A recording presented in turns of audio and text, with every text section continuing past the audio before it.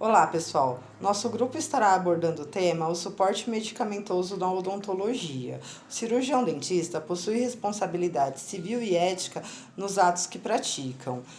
Na prescrição, ele deverá conhecer os efeitos do medicamento de ação e suas reações. Mas antes de prescrever, ele deverá coletar informações do paciente através da anamnese e exame clínico, para assim chegar a um diagnóstico. O uso do medicamento faz parte da rotina odontológica. E o profissional deve sempre estar atento à particularidade de cada paciente e sempre se atualizando.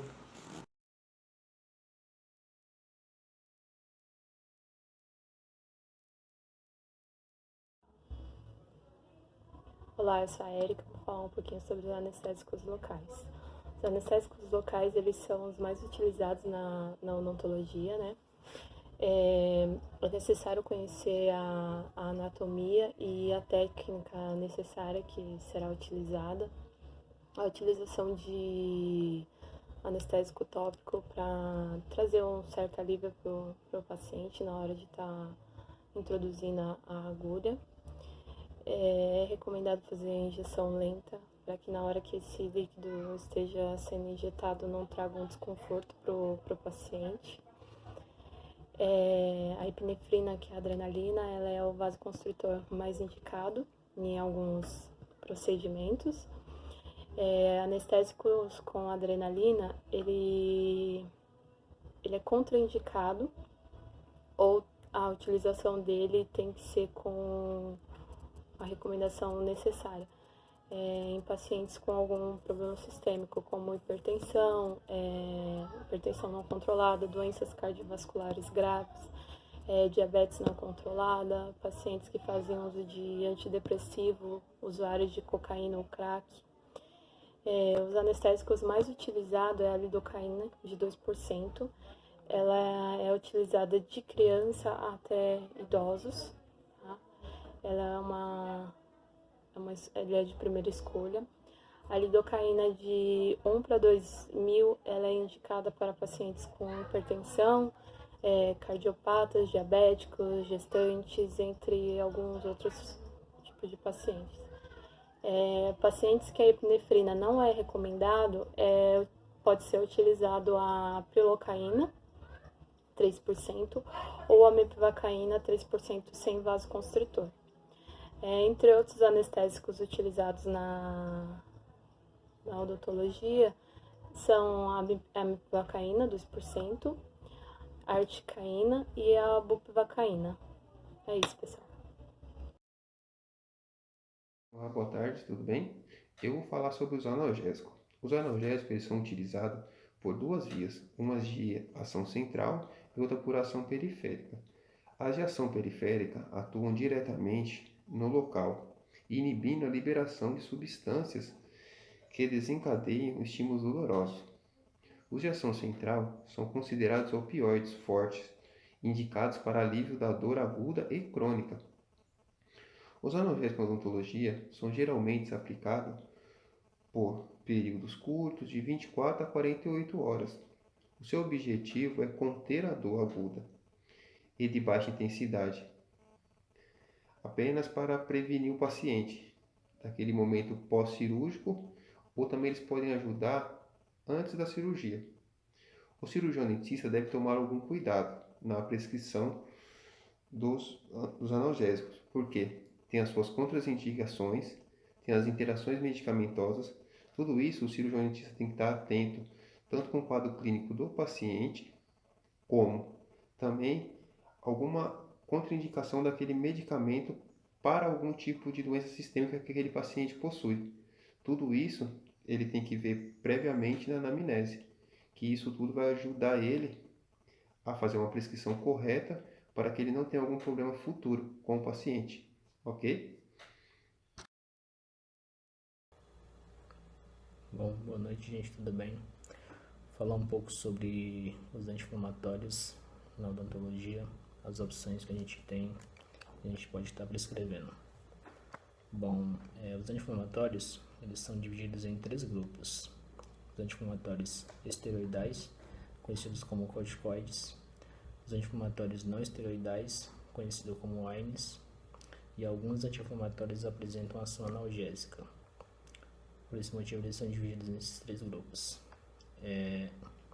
Os anti-inflamatórios esteroidais, conhecidos como corticoides, eles são definidos como hormônios sintéticos que mimetizam a ação do cortisol endógeno secretado pela glândula adrenal. O que seria o cortisol endógeno?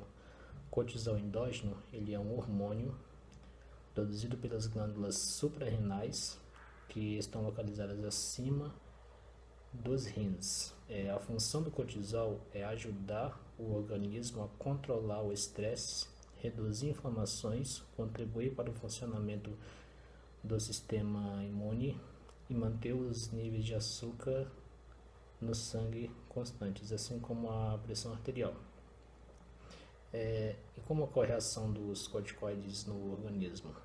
O efeito terapêutico são atribuídos à supressão dos mecanismos envolvidos na resposta inflamatória, levando a uma diminuição dos níveis de mediadores químicos pró-inflamatórios no local da injúria.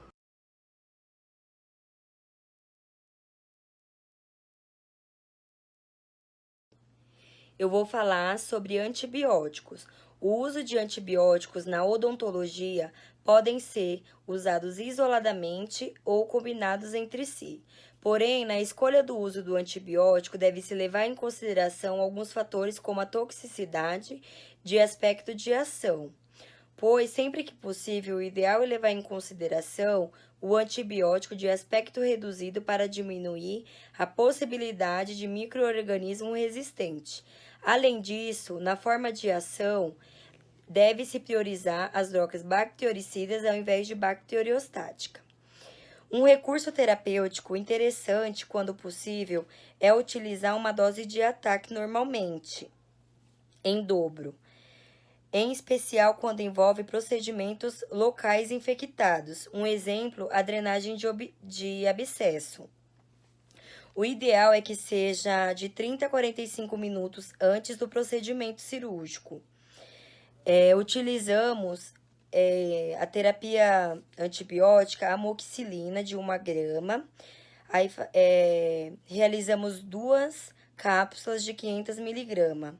Ou a clindamicina de 600 miligramas, 2 cápsulas de 300 miligramas.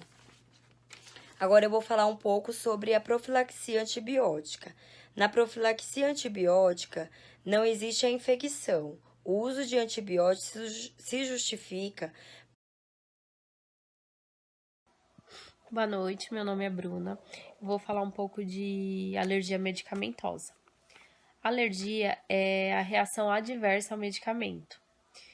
Qualquer efeito nocivo, ou seja, não intencional e indesejado ao efeito da droga. As reações adversas, elas podem ser previsíveis ou imprevisíveis. As reações previsíveis, elas são muito comuns e podem ocorrer em qualquer indivíduo. Elas estão relacionadas à ação farmacológica da droga. Já as reações imprevisíveis, elas ocorrem em indivíduos suscetíveis e não estão relacionadas à ação farmacológica da droga, e sim à resposta individual de cada um. Quanto aos sintomas, eles iniciam-se geralmente por manifestações na pele, como coceira, vermelhidão, mas também podem causar outros sintomas, como febre, diarreia, falta de ar e até mesmo anafilaxia, podendo levar o indivíduo a óbito. Geralmente, o paciente ele já tem um histórico médico, ele quando vem ao consultório, ele já sabe as medicações que ele é alérgico. Então, é importante a gente deixar isso registrado no prontuário dele e ter atenção. Pacientes pediátricos. Os mesmos critérios que utilizamos para escolha de um determinado fármaco para uso em adulto são os mesmos critérios que vamos utilizar para uso em criança, porém com alguns cuidados adicionais da escolha de um determinado fármaco e também sobre a dosagem, que a dosagem será calculada sobre o peso da criança. Lembrando que a criança tem uma rejeição e a dificuldade na deglutição de alguns fármacos sólidos, então devemos prescrever alguns medicamentos líquidos. Eu vou falar um pouco sobre a prescrição medicamentosa.